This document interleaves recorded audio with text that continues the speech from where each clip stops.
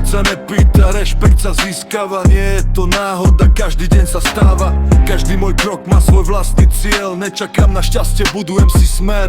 Veľa ľudí rozpráva, no málo spraví. Keď príde ťažká chvíľa, zrazu každý váha. Ja sa nevzdávam, idem stále ďalej. Aj keď vietor fúka proti mne každý deň.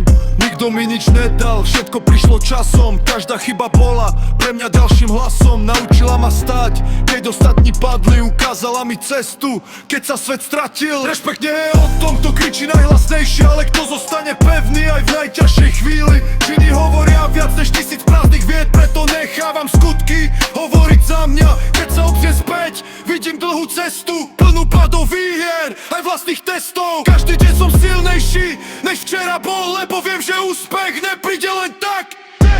Rešpekt sa nepýta, rešpekt sa získava. Každým jedným krokom sa cesta skladá. Nejde o slova, nejde o slávu, ide o charakter, silu a odvahu. Nech si každý myslí, čo len chce. Ja viem, kam idem a prečo idem pred.